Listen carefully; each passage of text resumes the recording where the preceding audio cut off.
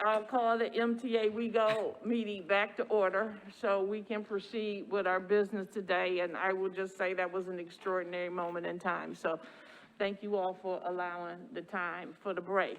And now, Mary, you can resume with the NICE committee report, and I'll turn it over to you. Thank you, Madam Chair.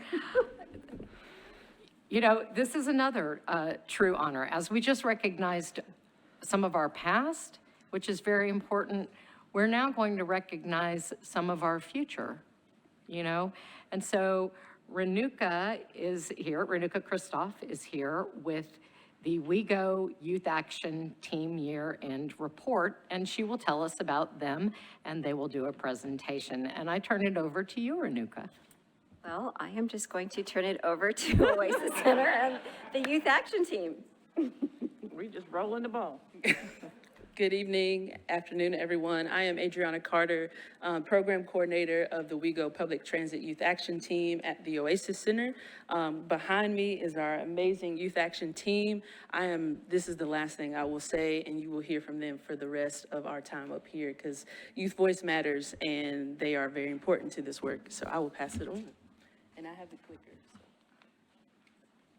Good afternoon, everyone. My name is Lisa Kim. I'm currently a junior at Hume Fogg, and we make up the WeGo Youth Action Team. We are a group of high school students from across Nashville, and our primary goal is to advocate for youth transit and especially ridership to increase engagement with all the adolescents in Nashville. And for, next slide, please.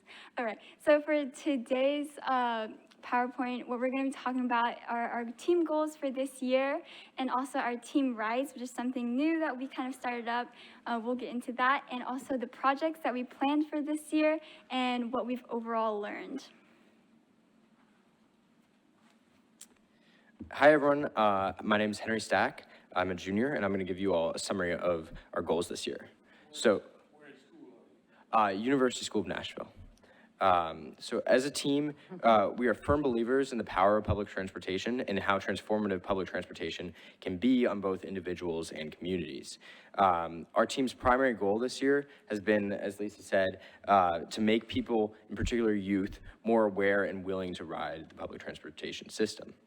So we have several projects we're working on to help us achieve this goal. First, we've made an educational video on how to ride the bus. We're also working on a news article that will advocate for the transit system in Nashville as well as youth ridership. And we are working on a number of social media posts designed to destigmatize riding the bus. I'll pass it off to Sophie. Hello, I'm Sophie, and my favorite thing we've done this year is the team rides, which is where once a month we'll go on a ride to some significant place in Nashville. For example, we've been to the farmers market, various parks and restaurants, and it's super fun because we get to explore Nashville and we get to experience firsthand what it's like riding the bus. Where in school are you? I'm at Hume Fogg. You're also a human frog. Yes. Hi everyone, my name is Rachel Kim. I'm a sophomore at Hume Fogg Academic High. And just like Henry was mentioning earlier, throughout this year, each one of us here has been assigned to separate group projects to work on to achieve each of our team goals. And so I'll be talking a little bit more about updating the WeGo video because I was assigned to that.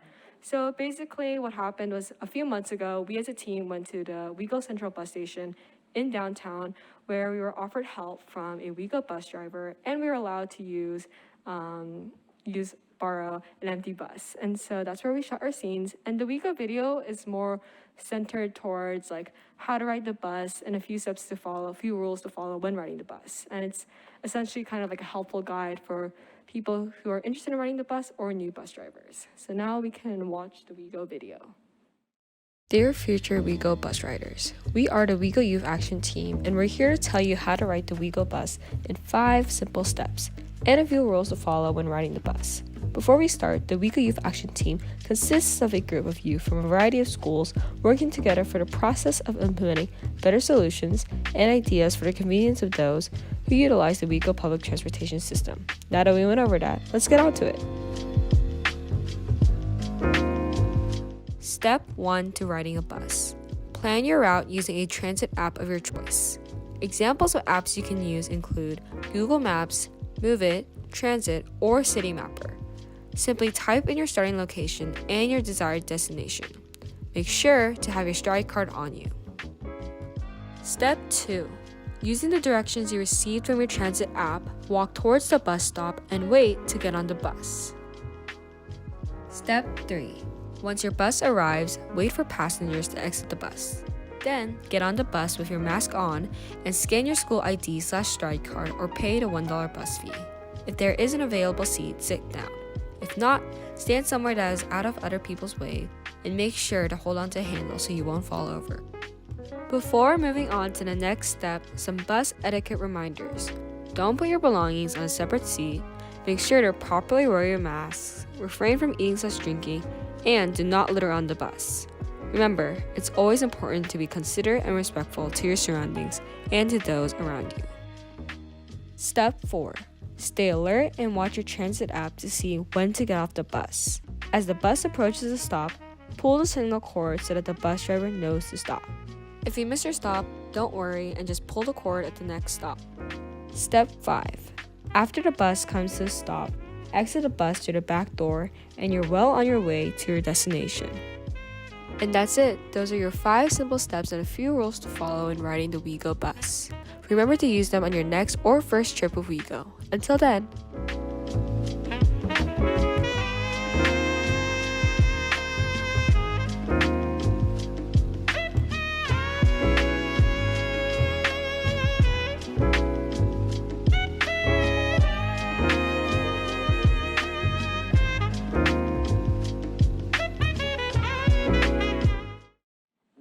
And a second part of the 3 projects that we worked on this year is our social media campaign. So we asked ourselves, well, what's the best way to communicate with youth?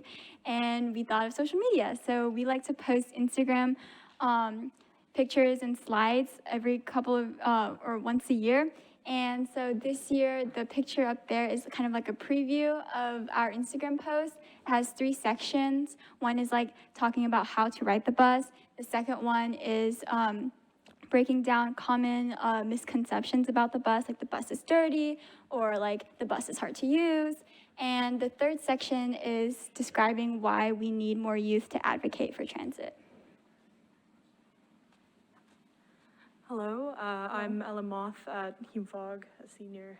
So our final thing that we wanted to work on this year is a written article talking about the larger stereotypes behind the bus and sort of getting down to the issue that people have had, especially in the southern United States, with like public transit for ages. So we want to kind of break down some of those conceptions and offer it to a wider audience through a Tennessean op-ed.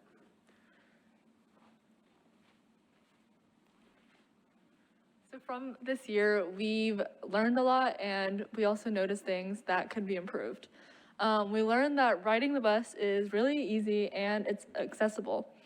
Some things we thought could be improved were the way that Stride is advertised.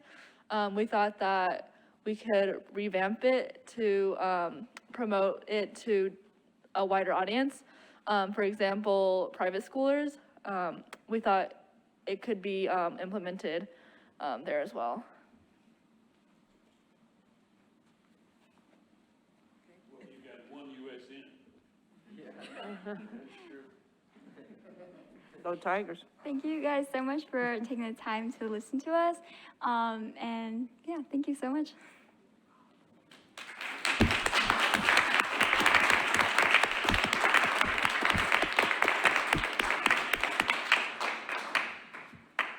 Thank you for that presentation. That, you know, when I think about some of the the things that came to mind that led me to, want to serve on the board when I had ridden the bus to work every day for years, pre-pandemic.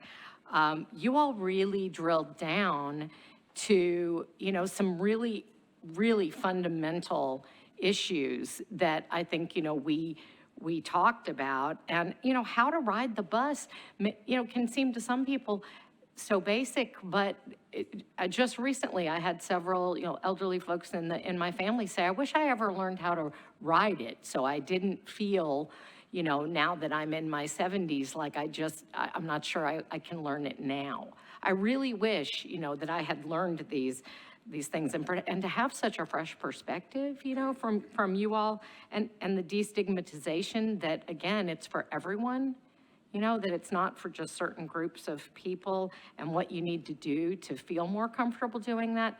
And then, of course, the social media piece is something, that I know that you all add so much value to, and just getting it out there, that we have these services. I think sometimes people say, oh, Nashville doesn't, I've heard it, Nashville doesn't have public transportation, and we very much do. So I would say very well done.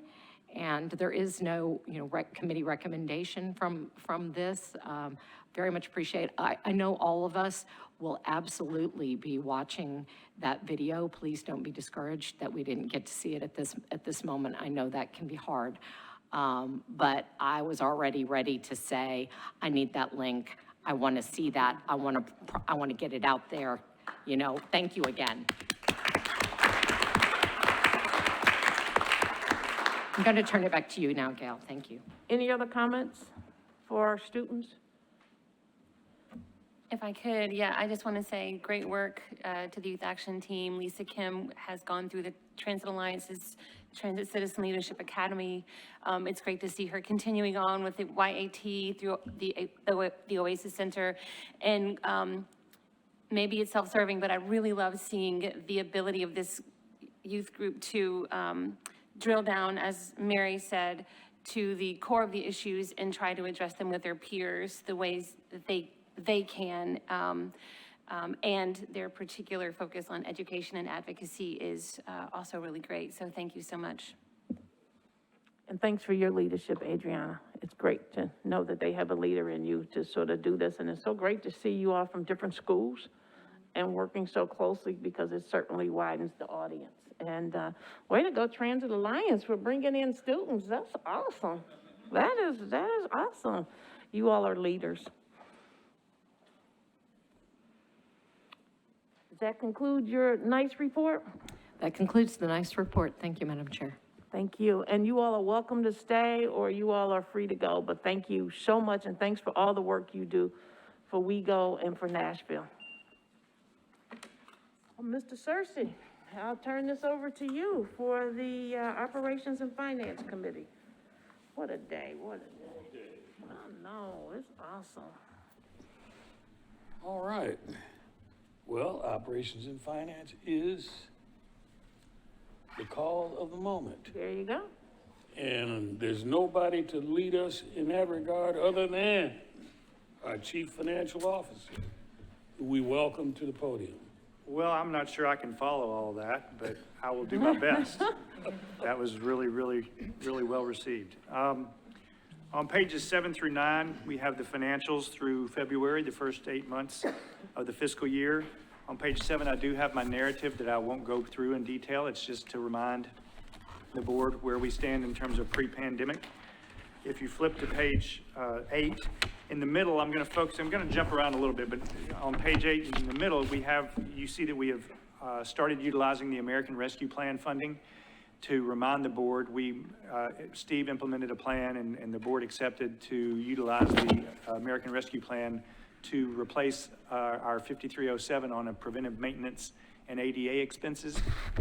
So this is basically the first draw, and what that did is allowed the 5307 capital funding to be used for other capital projects for the next 2 years, so that's very good. If you look up in the operating revenue section, you see, and I'm on the right-hand side, you see we have 2 areas, contract revenues and other non-transportation revenues that are in a negative. I just wanted to explore those just a little bit. The contract revenues are related to the services that we provide to RTA down to Rutherford County for their regional bus services, as well as the management fees. You see we're at a negative, and basically that's due to the fact that we did assume in the budget that we were going to have a full contract year. Obviously, that did not come to pass. We did return to full service in September, or October, excuse me, and so there is a little bit of a deficit in terms of the service. Obviously, we didn't incur the expense for that service, so it's an offset. And just to give the board an idea, by the end of the year, we will be, I know it's going to shock you, we'll be at about a $600,000 deficit. The biggest part of that is related to the new in-it fare collection system. Part of that contract revenue is related to back office expenses that MTA would be charging RTA. Since the services just started on the train, we will not be starting those expenses for RTA until probably July 1. So that's just to give you an idea there. As far as the other non-transportation, as you are very familiar, that's the Premier Parking contract as well as the Dunkin' Donuts. A quick update on the Dunkin' Donuts. As you know, the Bluemont Group was awarded the franchise. The board approved that to take over for Sweet Liberty. One of the contingencies of that was that they would go ahead with the renovations of that store. The contract specifically stipulates that June 1 was the start date and they would be finished by December. They have let us know that due to, I know it's going to shock everybody in the room, but due to supply chain issues, they are having issues getting all of the materials in for that, but they have assured us that they will still be complete by December. And as far as Premier contract, I did update the board. I have asked them to come back with a recommendation on how to get back to full contract. We are in the midst of working on that. We are in the midst of a rent abatement, if you will remember, that we agreed to during the pandemic. We are still in that. That was at a 50-50 split of whatever gross revenues there were. They have graciously gone ahead and moved that to 75% and actually had a very good March. This is February, so you'll see that in March, but they had a very good March.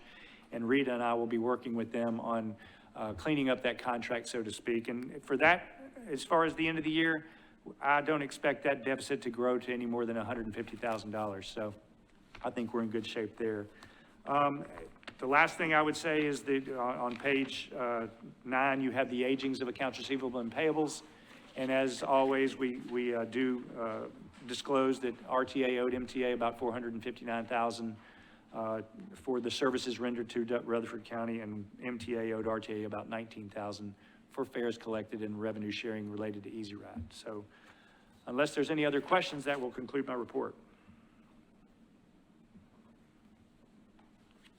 What is the accounts payable that we owe? Those, you are talking about the $39,000? Yes. That is credits that we have due to us, and you will see that go away. We have received those credits from future purchases, applying those credits to the future purchases.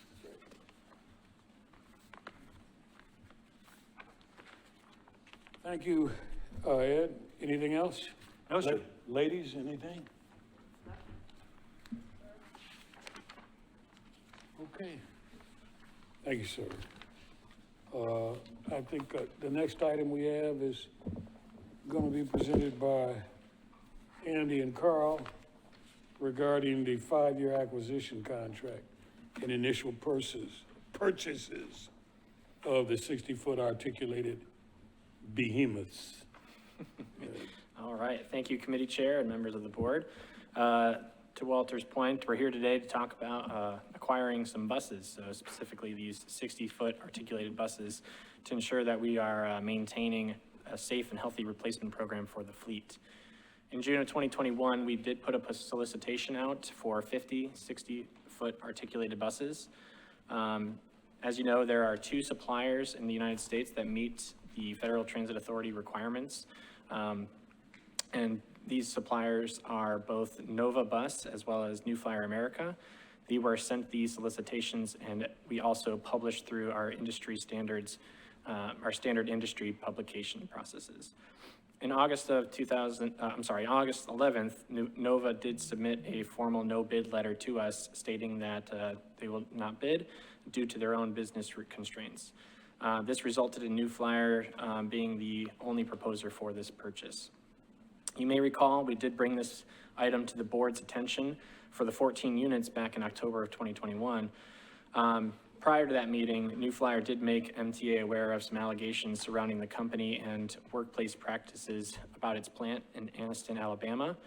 At this time, we deferred the item to have staff do their due diligence and conduct an investigation into New Flyer and the Anniston plant. Following a number of discussions and follow-ups the past few months with senior leadership with both MTA as well as New Flyer, staff found that New Flyer has demonstrated a number of initiatives to address the shortfalls they had by implementing strong policies, practices, and training programs to help make the necessary improvements for the organization. With those efforts and willingness to work with MTA's leadership to demonstrate these efforts, staff is recommending to continue moving forward with this award. So at this time, staff is recommending to the Board of Directors to provide the CEO authority to execute the purchase contract for 14 replacement 60-foot articulated clean diesel buses from the New Flyer of America, and up to 50 buses total over the next 5 years. Total sum of this initial purchase of the 14 articulated clean diesel buses is $11,587,000, or about $828,000 per bus. And these costs do include tools and training. Unless there are any questions, that'll conclude my report. Queries? I have one. Andy, at this late date, and you've explained this before, but if it was anything over 2 weeks, I've forgotten. I'm with you. And tell us about clean diesel. What the hell is that? I'll let our Director of Maintenance, Carl Rokos, to kind of give a little bit of a layout of what clean diesel will provide.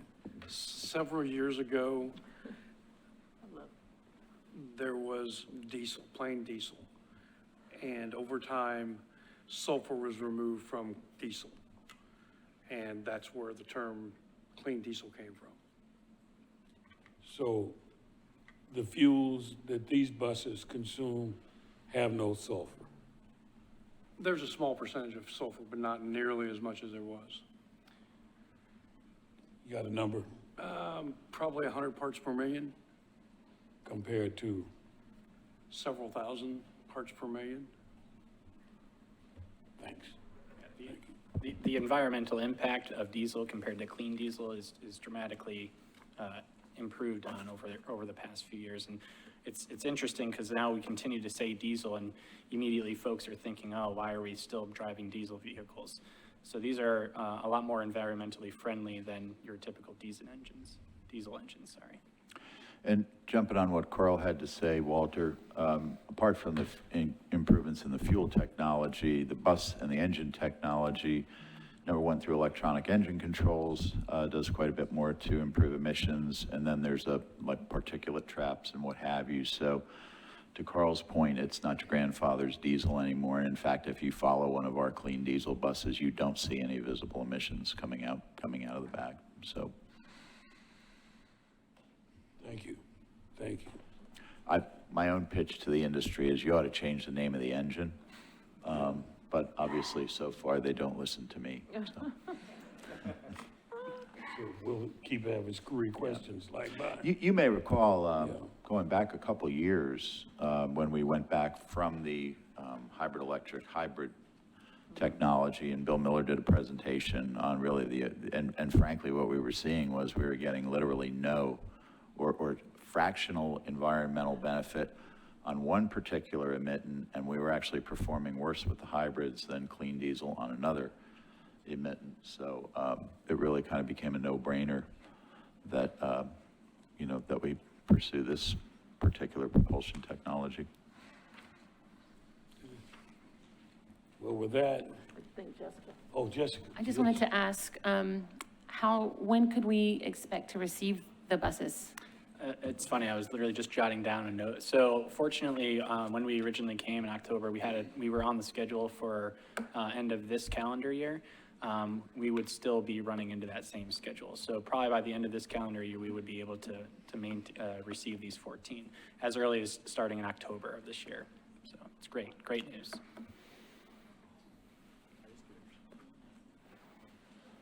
Okay. All right, well, with those questions, receiving the response that they did, the Operations and Finance Committee recommends to the board the adoption of the recommendation. Great, that being a recommendation of the committee, not requiring a second. Any further discussion? Hearing no further discussion, then I will call for the vote. All those in favor, say aye. Aye. Is anyone opposed? No opposition? You have buses on the way. Thank you. Articulated buses, in fact. Yes, very good, thank you. All right. Speaking of buses, and speaking of acquisitions, Strange conversation to have at this yeah, meeting, huh? strange Right. conversation. We have,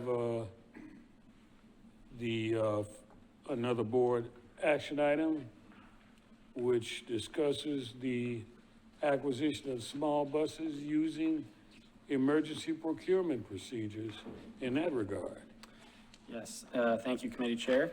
Again, this item is to talk about acquisition of additional buses.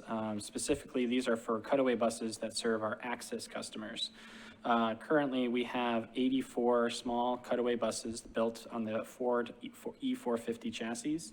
These buses are smaller than your typical fixed route buses and have a shorter useful life, typically around 5 years, whereas opposed to the larger vehicles that you're used to seeing out on the streets, the large buses tend to have about a 12-year lifespan. Each year, we're looking to be replacing about 20 to 25 cutaways as outlined in our capital plan. Due to supply chain and all the wonderful things in our current global events, over half of our small fleet are currently exceeding their useful life. So we're taking some approaches to address these things. So some history of our procurements. In February of 2021, the MTA Board of Directors awarded a contract to Central States for 25 small bus replacements. Usually these buses are typically delivered within eight months. Again, due to the global supply chain issues, microchip shortages, and Ford, the manufacturing actually producing less of the chassis than they were in recent years, the 25 cutaways that were scheduled to arrive in November of 2021 are now to be projected of June of 2023. And that's not a solid date that we've been provided. So that date could continue to move. So we are starting to look at various approaches to address this vehicle acquisition concern. So we're starting to talk to our third-party providers on additional trips. We're talking about assigning large buses to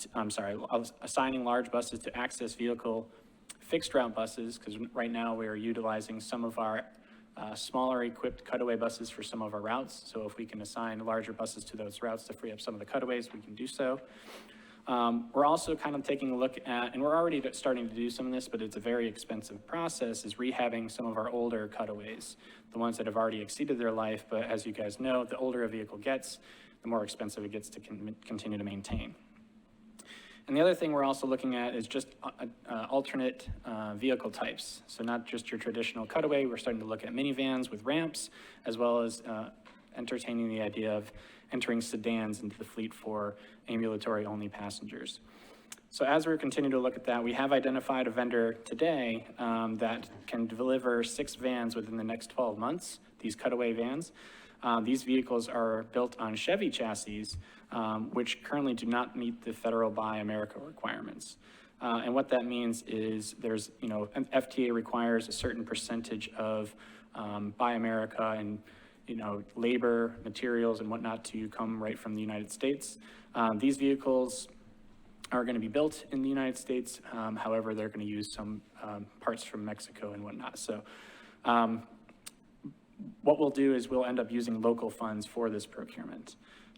So we are coming to the board with this emergency purchase request due to the time being of the essence. These cutaways are kind of in hot demand right now, so we're coming to you guys with this emergency procurement, requesting for these 6 buses. So staff is recommending to the Board of Directors to grant authority to the CEO to approve a purchase order for 6 replacement body and chassis cutaways from Southern Bus and Mobility for the Access Ride service. Total sum of the purchase is not to exceed $1,140,000. And I'm happy to answer any questions if there are any. Sure, thanks. I understand that urgency is, here because we're behind, but I have 2 questions actually. Why just 6 when we're in need of about 50? And then also, are our maintenance crews able to work on them since they're a different product altogether? So first off, I would say the 6 vehicles are what is basically on the lot. These are what's available today. And so we're coming to you, we're kind of looking at a lot of different angles and figuring out what we can kind of scrap together. Because again, we do not want to be just replacing parts and repairing our currently old fleet that's tired and wearsome. So these 6 vehicles is what we can get, and we would be able to get them before the end of the year. And we're already entertaining procurement for minivans and piloting that program. And believe it or not, I'll be coming to you guys again next month for more purchases in buses. So I hope that answers your question. Oh, and maintenance. What was your question regarding maintenance? I'm sorry. You mentioned that they're a completely different vehicle base. They're Chevy, not Ford, right? We're used to the Ford. Yeah. Do you want to talk about that, or is there much? Our current fleet is all Ford E450s. These are Chevy 4500s. And, it's new to us. They don't meet Buy America because in Mexico, the engines are not made in the United States. Other than that, I'm not sure. I think when it comes to preventative maintenance and whatnot, we would have different type of checklists and going by the manufacturer's requirements on making sure the vehicles are being routinely checked. I would say that there are some differences, but they're going to be just updates to our preventative maintenance inspections. So my questions are, and thank you again for explaining this to us, are not about this specific purchase, but about these types of buses. And I applaud that you all are being very creative in looking at minivans and in all of these different kinds of things. And one of the things, sometimes when our buses didn't run when I was riding regularly, we would be on the access ride, buses and things of that nature. And a question that comes up to me as you're looking at different types of transportation to solve the solution, are we also polling those specific riders, both the ambulatory and the non-ambulatory? I mean, Walter and I had very different needs, for example, with the bus that we both ended up riding for different reasons today. And it would be helpful, again, to know from multiple people who are either trying to, get on with a cane, or I was on a scooter for a while, for example, and was pretty much, my understanding was, oh, wow, we're not, that's not something we deal with very often, but the types of assistive equipment that people need, whether for a temporary disability or a longer term one, have changed. So it's not as much that I need you to answer who all you've talked to, but to be thinking about talking to those groups for those purposes as we look at what we need, so that we're taking that into consideration. And definitely, and if Darius is still here, we've got to be talking to all of the drivers that drive those buses and saying, how easy is it to strap a wheelchair in here? How many do you typically need? And getting some of those kinds of things. I always operate from when I'm doing contracts, you do an RFI to find out what you didn't know you didn't know. Mm-hmm. And so it's kind of more of an encouragement than a put you on the spot on that. But I know there are many things you do, and if you could I'll highlight this one thing, and, you know, it's interesting because of this global issue we're in. Right now, we're actually currently, we have, we hired KFH to help us with an access to, improvement study. And some of the things we're taking a look at is just vehicle capacities, as well as just introducing mixed fleets, and just kind of taking a look. And we'll actually be coming back to the board here in the next month, a couple months, just to kind of give an update on where things are and what we're finding. But I will say, I just received, and on my desk this past week, a tech memo, about 180-page long, and kind of going through all these different recommendations and observations and whatnot. And some of the parts that you're talking about is just what kind of vehicle, what kind of capacity on our vehicles, how we can introduce mixed fleets and whatnot. So definitely a good conversation. Thank you for that, and for would add, keeping the Mary, drivers in the loop. I'm so sorry. A couple of years ago, and this was before Andy or Carl's time, when we piloted the low-floor access vehicles, we did a pretty extensive customer outreach, driver outreach effort on the spec. But similar to the large coach purchases, we tend to buy these in sort of 5-year tranches. So, you know, it was a kind of a big effort that occurred at that time. And from what Andy's describing, it sounds like it's being revisited as part of the KFH work. I'm really thrilled. By the to way, hear one of that. the things we discovered was people didn't really like the low floor. So we're back to standard floor height. Thrilled to hear it, you know, and I think even some of those initiatives, you know, putting out, this is why we made some of the choices that we made to the drivers, will make them understand, you know, we only got this many because that's all we could. Or it wasn't because we ignored, you know, what you all have said.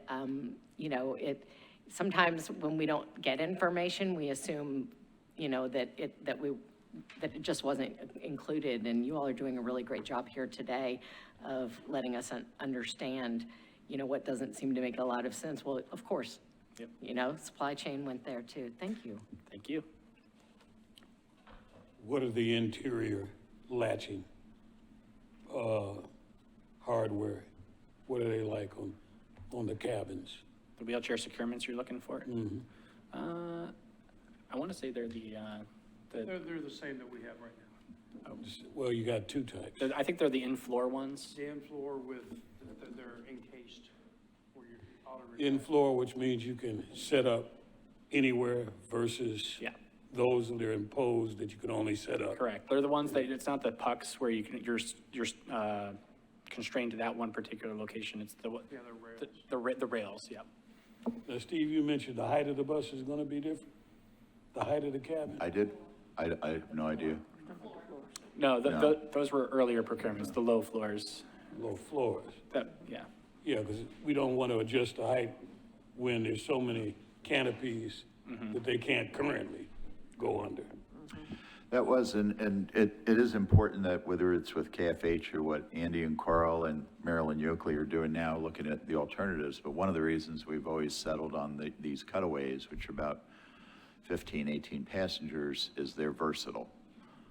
Where obviously you're going to have, they're versatile in terms of the number of wheelchair customers you can carry, they're versatile in terms of the number of, so if you're doing group trips, you know, where when we start splitting, and frankly, they're versatile to the point of we basically just upgrade that base vehicle with things like the electronic destination sign and the pull cords and the bike racks for our low ridership, you know, so essentially have a lot of fleet standardization. So one of the things we want to keep an eye on is making sure we don't get too far astray so that, you know, it becomes an issue where you're short vehicles because of the nature of the schedule, even though there's 15 buses sitting on the lot, you know, that you essentially can't use. So those are all things to be considered. Margaret, we have any issues regarding our ability to reclaim our money in the event that they don't deliver at the appropriate time? Well, Andy says they're on the lot, so we're gonna get these 6. Is that tomorrow, right? I would not say tomorrow. They have the chassis. We'd have to put, you know, our particular specs and whatnot into the vehicles, and we would have them before the end of the year. Walter, all of our vehicle contracts are pay on delivery, so we don't pay anything until we actually get the bus on the property. Great. Okay. Any other questions? Hearing none, the committee recommends to the board that we adopt the recommendation. Great discussion as well. So, thank you very much for that, Mr. Searcy. There is a recommendation from the committee not requiring a second. Is there any further discussion? Hearing no further discussion, I will call for the vote. All those in favor say aye. Aye. Any opposed? More buses. Thank you More very much. buses. The motion carries. Thank you. All right. Mr. Burke, you may continue to enlighten us regarding Well, monthly operating stats. I hope I'm not putting you guys to sleep yet, so. All right, on pages 14 through, I believe it's 20, is the monthly operating statistics. I've outlined kind of a quick narrative on page 20, kind of giving you an overview. A couple things I'll make mention of. There was a winter storm last year that caused about a 10% reduction in our service levels compared to this year, so you're going to see some anomalies just due to that. So fortunately, we had a pretty mild February compared to last year. I always like to kind of emphasize ridership is continuing to steadily increase. However, we're kind of hitting a static point where we've been seeing 65 to 75% of pre-pandemic numbers for the past several months. So the riders are coming back, traffic's coming back, congestion's coming back, but we've seen that slow staticness over the past several months. So one thing I will say is just you guys may notice on the average monthly goals. I've been talking to staff, and we're going to start working on that just because those are outdated and those are based on pre-pandemic numbers. So we'll be taking a look at that and kind of coming back to you guys with some recommendations and reviews and having some discussion about how we want to update that.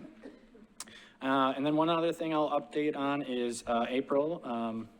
I know we're not talking about April just yet, but we just went through our service changes this past month, and we're going pretty well. But we will see, in April some anomalies just due to drivers learning the new routes and adding the new routes and the frequencies and whatnot. So just be on the lookout for that. However, if there are any questions, I'm happy to answer any at this time. I have a question. Yes. So you say that we're kind of stagnating at about 75%-ish of pre-pandemic ridership numbers. And I know that ridership isn't the end-all be-all number of public transit agencies' success. Hear me out.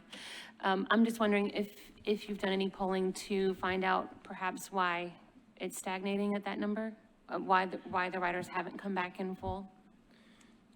I'll jump in here, Jessica. First of all, I know I saw the numbers, the more recent numbers from Rick earlier this morning, and actually we are seeing some nice bumps. Ridership over the past couple of weeks up about 12% over what we were seeing. So we are seeing folks come back more, without a doubt. Winter's always kind of a doldrum time, to be honest. A lot of people don't ride.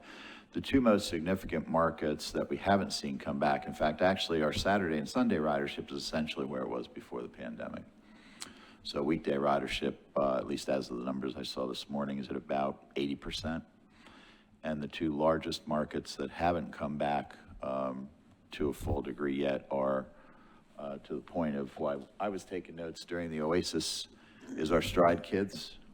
Our school students are not yet fully back, even though schools are in session. So, Renuka, I think the note about a specific campaign on the Stride cards is well noted. And office commuters is, as we haven't seen the office workforce. We lost Mary. Well, now we have her back, at least for a little while. We lost Mary as an everyday commuter, and your situation is not unusual. I know when I talk to Janet on a monthly basis, what they're seeing in commercial real estate is there still hasn't been that wholesale return to the office yet. Thank you. All right. Any other queries? Hearing none, we will move to the operations not the operations dashboard. We'll move to, we're not hearing anything from, No, from my brother. From another mother. Yeah, no, not Nick.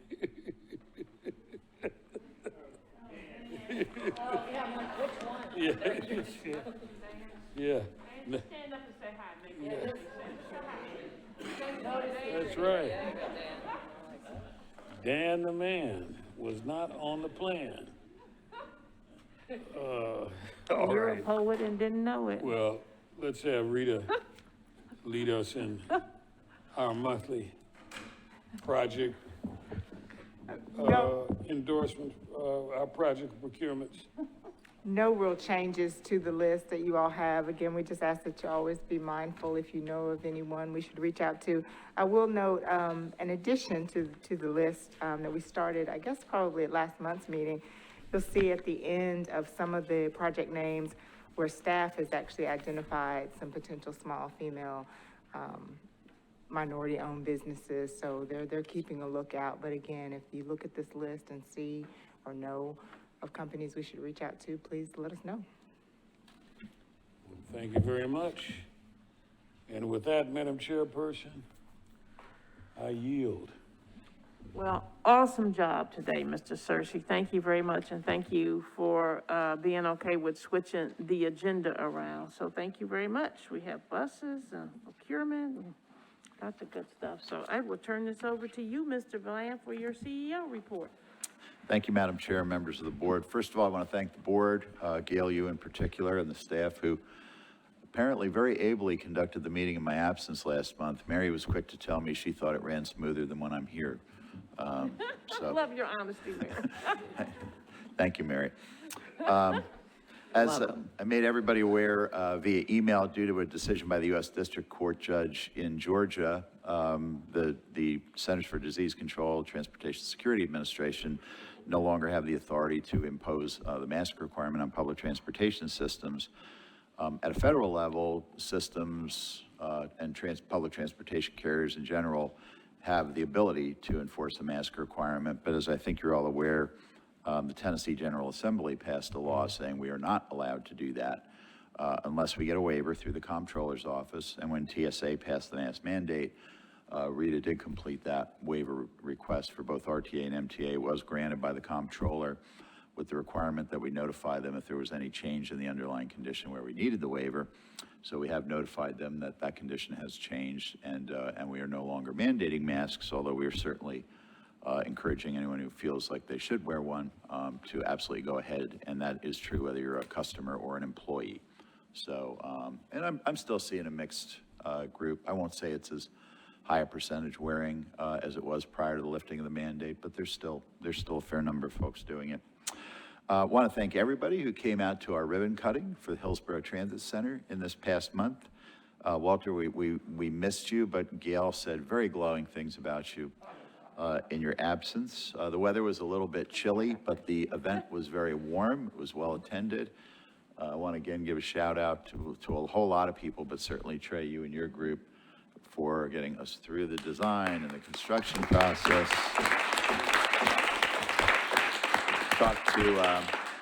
Talked to Trey and Patrick Hester, our facilities director, a week or so ago and asked how things were going there. And they said, and it was the answer I was looking for, they said the custodians and the security guards are very bored. And we kind of want to keep it that way.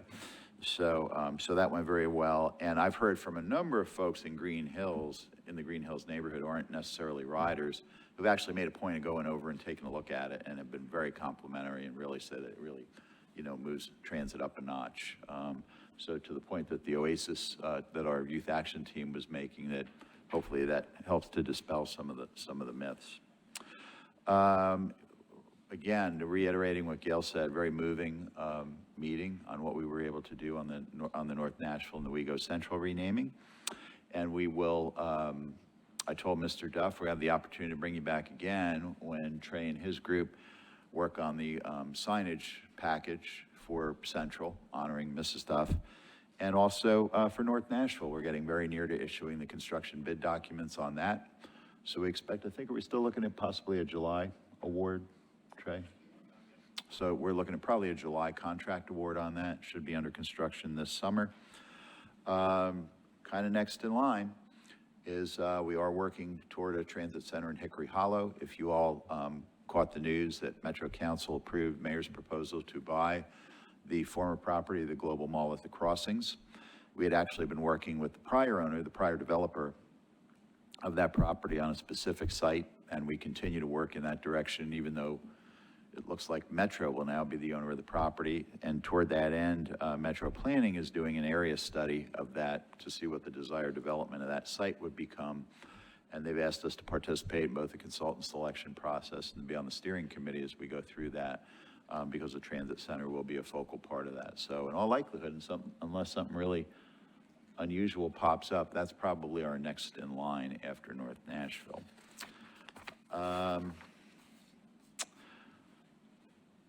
Speaking of that location, I was pleased to be, as I know a number of folks were, at the Mayor's State of Metro address yesterday. During the course of his remarks, he acknowledged the work of our folks in installing a bunch of new bus shelters throughout the system. So that's certainly an important accomplishment that we continue to work on. Over the past year, our crews have worked on 19 new sites, and there are 13 more still in development. So I know you may have seen on some of the social media posts that we are approaching our 250th shelter in the system, and we expect to do a commemoration of that when we hit that mark within the next few weeks, actually. Tomorrow, so State of Metro is sort of the messaging of the mayor's priority. Tomorrow is when the rubber meets the road, and he submits his budget ordinance to the council. And I'll just, so a couple folks said to me, hey, what do you expect? I said, I guess we'll know come Friday. But just as a reminder, the request we submitted was to increase our baseline appropriation by $6.8 million to support both inflationary increases in our operating budget as well as full year of the Better Bus improvements that we implemented in October and April of this year. And then another $3.9 million in an investment request to pursue the next phase of Better Bus over the course of the next year. So again, we'll see. And as soon as we see what that number is, we will let you all know where we stand. Continue to be heavily involved with NDOT, Mayor's Office, Metro Planning on advancing the East Bank development plans. You all may have also seen at the same council meeting where they approved the purchase of Global Mall. They approved NDOT moving forward with the grant application to USDOT to advance environmental work, preliminary planning, design, et cetera. And I'm sure that project would require a full environmental impact statement. So we continue to have a lot of good dialogue on what potential transit enhancements could be included in the project. Also indicative of, I sat next to Lucy Kempf, Metro Planning Director at State of Metro yesterday, and I said, I don't know how you find a 35-hour day with everything that they have going on. But we were also invited to participate in some of the reviews they're doing on the proposed Midtown developments on the old Beeman car lot site and across the street. And frankly, some of the things that they're looking at over there are pretty large scale. So that'll be interesting, again, as we continue to move forward. Several of us, including Jessica, participated in NDOT's kickoff of the Connect Downtown Mobility Study in the past month. And the study is basically an attempt to identify, what alternatives and plans for the downtown right-of-way. So we have all of these uses: construction closures, valet lanes, beer loading, transit, cars, bicycles, you name it, everything is downtown. And it's sort of a way to try to organize it. So we're anxious to work with NDOT, the Downtown Partnership, on that project. Speaking of NDOT, their new director, Diana, and I participated on a panel discussion with some visitors from Portland, Oregon. We happened to have a major rain down. We had one of our great spring thunderstorms that morning. So as I pointed out to them, we get as much rain as Portland. We just get it all at once. And they appreciated that. I also want to do a shout out to, I think Zita's still here, somewhere in the back. Zita and her team put together a community resources fair on the plaza adjacent to Ego Central yesterday. And I know when I came by, first of all, your event planning is brilliant, Zita. The day couldn't have been more perfect to be out on the plaza. So Renuka, you were off the case, Hillsborough Transit Center, it was freezing that day. I mean, it was darn cold. And yesterday was beautiful, and there was great turnout. We had a number of terrific community agency partners out there helping get our customers and others who happened to be around Central at that time some terrific information. Want to thank you all for confirming your availability for a most of the day board governance workshop on May 19th. Gail and I are working out kind of the final language on the invitation/agenda, so hopefully you should be seeing that very shortly. And it promises to be a very spirited and engaging day. Finally, I'll just close with a couple of RTA items, as I always try to do. You had a lot of fleet information this month from Andy and Carl. We have received all 10 of the regional commuter buses for RTA service, and RTA has assigned those to MTA for the Rutherford County service. And I know Carl's group appreciates having some new buses in the fleet with all the other supply chain issues we're dealing with. And then the only other item I would report is that we are awaiting proposals on a future visioning study for the WeGo Star. You know, talking about, to the question that Jessica asked, the markets that haven't come back post-pandemic, office commuters in particular, have really hit the RTA hard. So where, you know, MTA is kind of creeping and getting closer and closer back to pre-pandemic levels, RTA is still at less than 50% of pre-pandemic ridership. So part of what we're looking at, and by the way, it's not unusual, the systems around the country that are commuter-oriented, office commuter-oriented, are seeing the same things. I was at a meeting of my peers a couple weeks ago, and I was chatting with the president of the Chicago Transit Authority, Walter, your old transit agency, and they're still at less than half their pre-pandemic ridership because of the commuter focus. But the study will take a look at what options might we have for enhancing the effectiveness of the STAR, and really looking at everything from land use around stations to potentially reorienting around entertainment and special events, so all sorts of things. But Madam Chair, unless there are any questions, that concludes my report. Thank you. Steve, any questions for Steve? Awesome report. I just have a couple of things. The new flyer buses that we just voted for, like, I really want to say thank you to Walter. I think that it is such the role of a board member to be a good steward. And I think by your noticing the information about a new flyer and allowing us to do really due diligence to make certain that this is a company that could really represent MTA WeGo, and that was great. And I think we came out at the right side, but we did due diligence, and I want to thank Margaret and Rita for their hard work, and also Steve's leadership. And for the staff, I know that it wasn't an easy thing, so I want to thank you for your patience and recognizing the value and the importance of due diligence to make certain that we engage with companies that have our values. And for that, I'm truly grateful that we are this kind of organization. We really are, and everybody worked really hard to make certain that happened. But Walter, thank you so much for your leadership.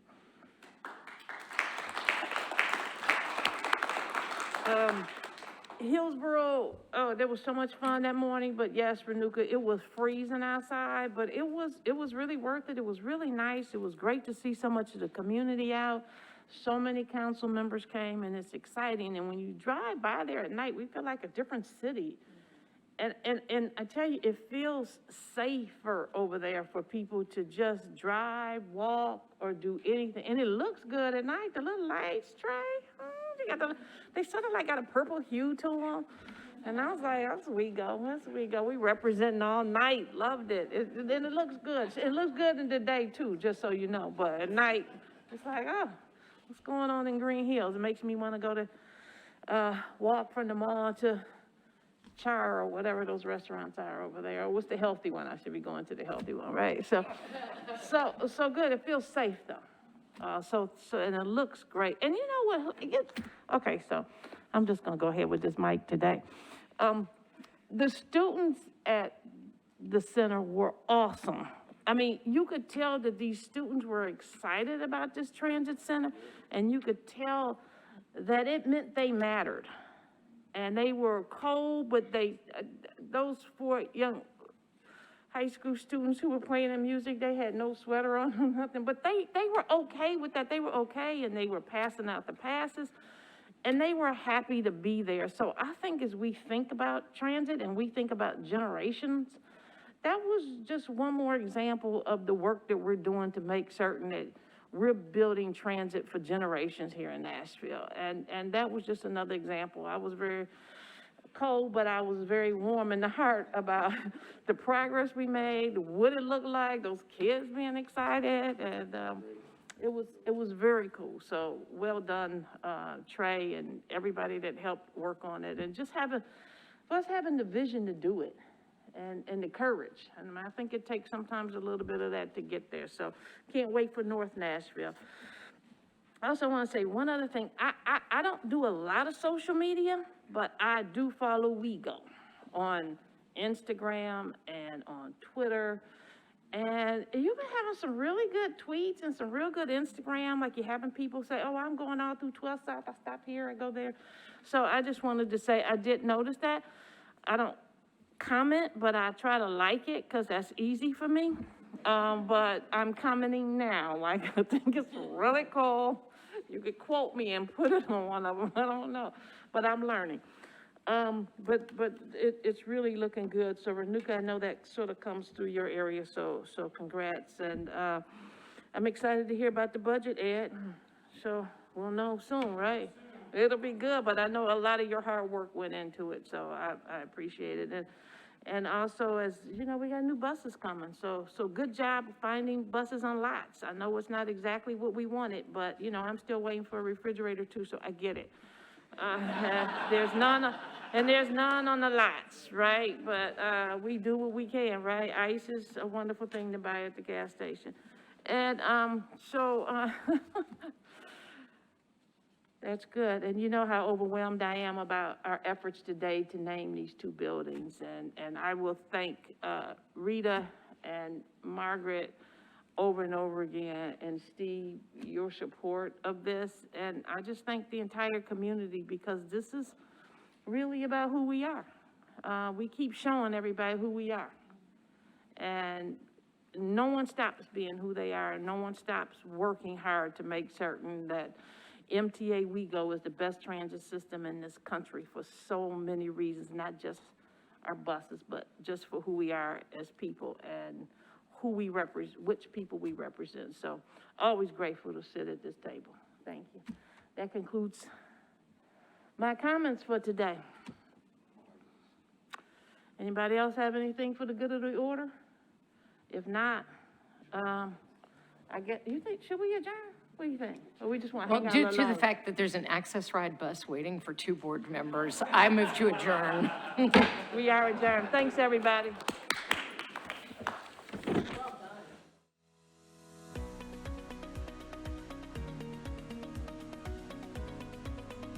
This has been a service of the Metro Nashville Network.